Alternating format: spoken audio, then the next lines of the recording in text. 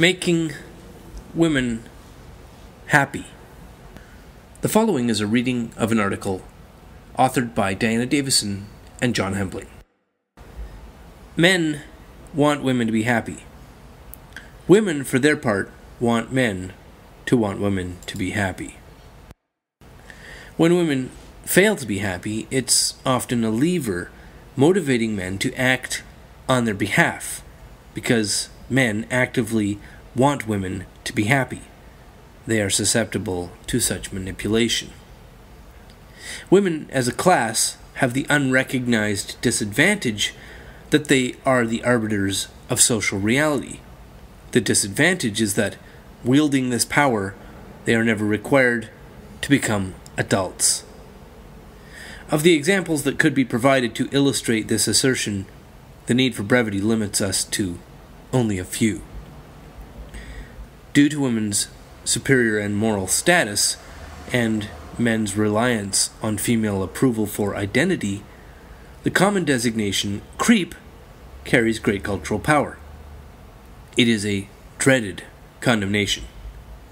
The common feminine use of the pejorative creep to condemn a man conveys no real information about any man so accused.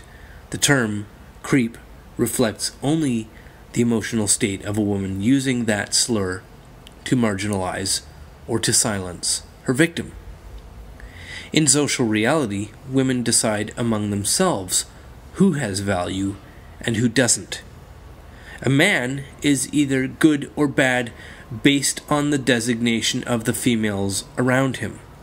If you are a man and the women in your life don't approve of you, well, then you are, despite all effort, condemned to the role of bad guy. What you really are, based on your pursuit of truth or virtue, is irrelevant.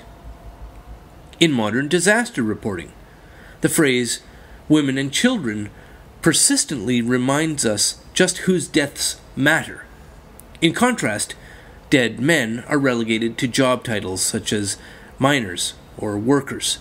This is another code, indicating merely the loss of productive equipment. Dead men are only lost livestock.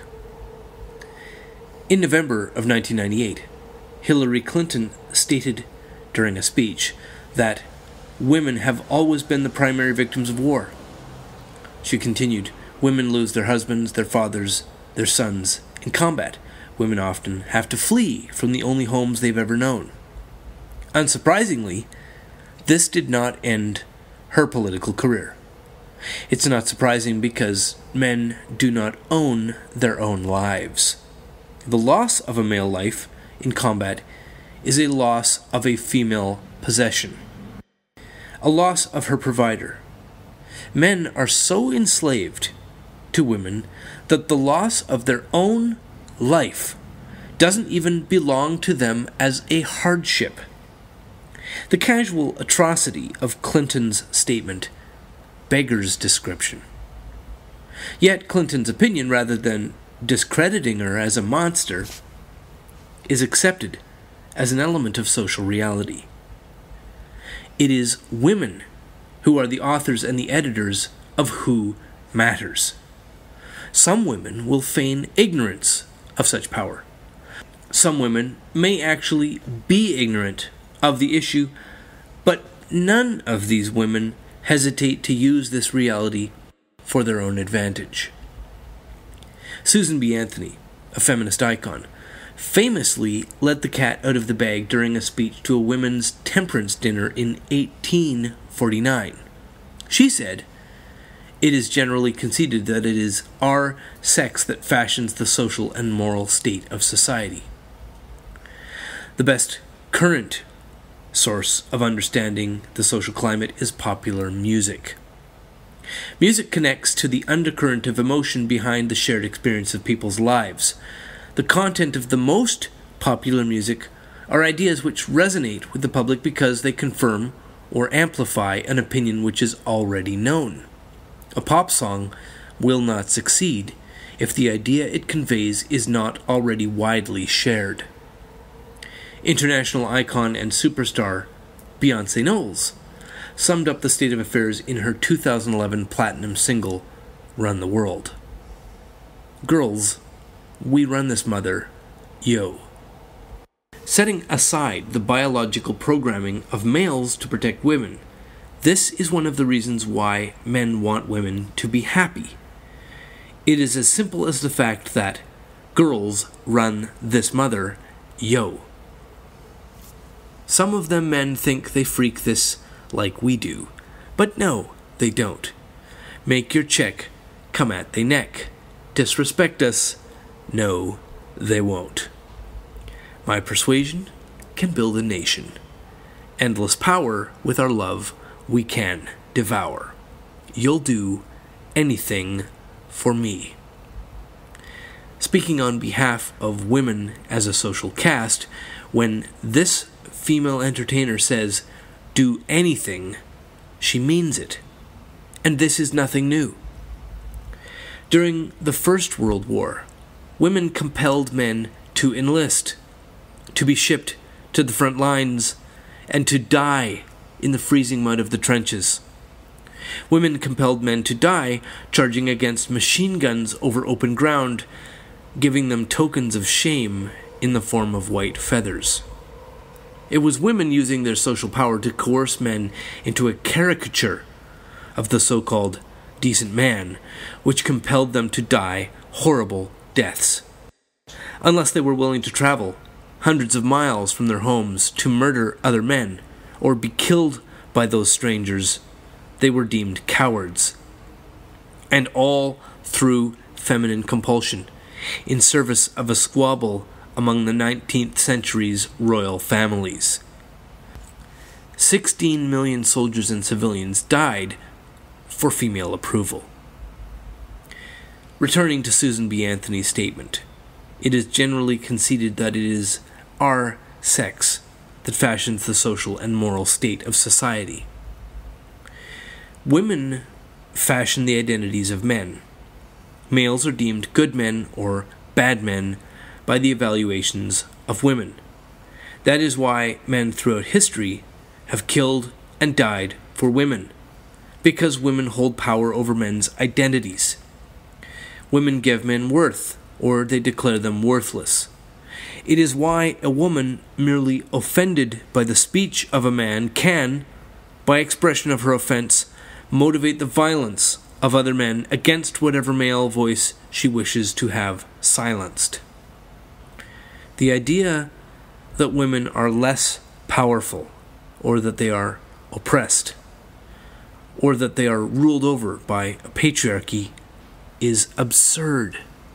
It is beyond stupid. It is obscene. But because the social caste of women wields authorship of culture's guiding narratives, the myth that women are an oppressed class persists.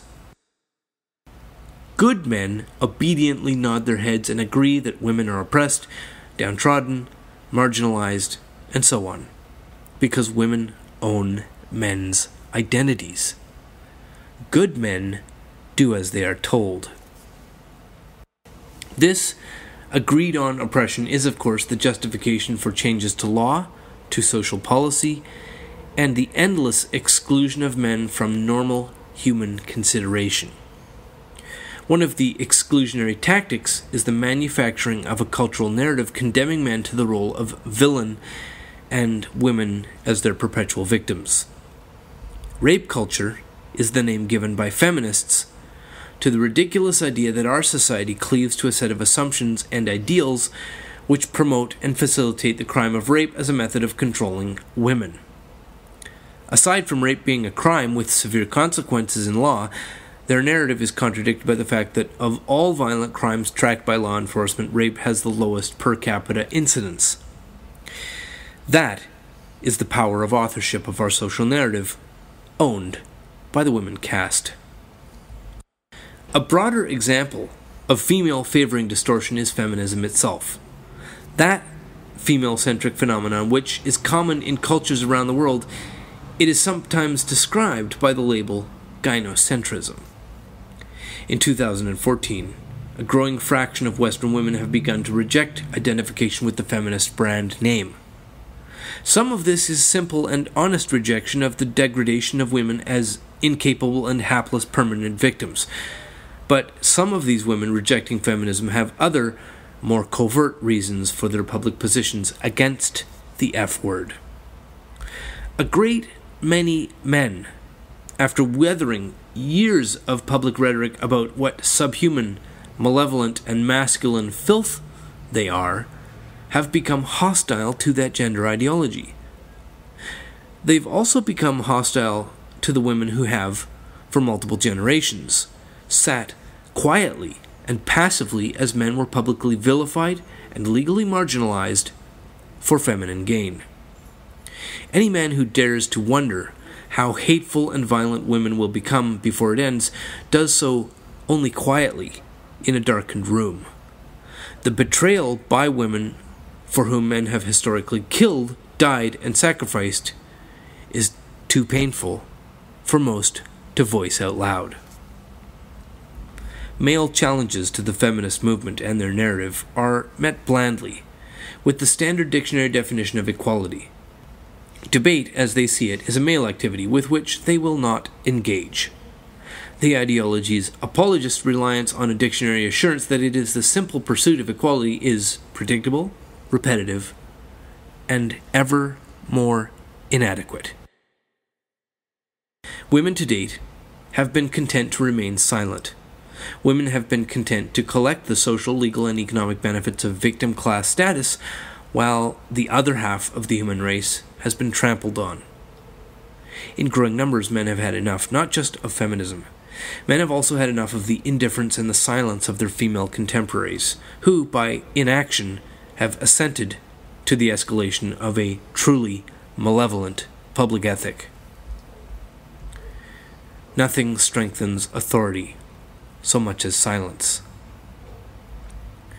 After 60 years of feminist influence, the social interface between male and female has become so toxic that consensual sexual relations can be and are recast as criminal victimization based on a woman changing her mind after the fact. The enormity and travesty that after the fact reversal of assent is granted recognitions by law cannot be overstated. Men want women to be happy. Women, for their part, want men to be happy, making women happy. At least that used to be the case.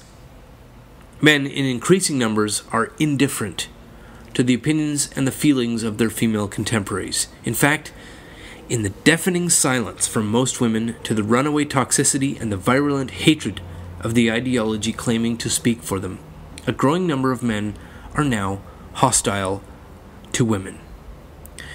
Women, for their part, still desire that men keep trying to make women happy.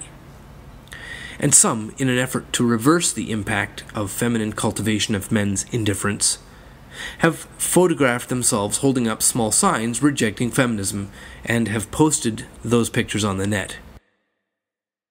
Yeah, that ought to do the trick.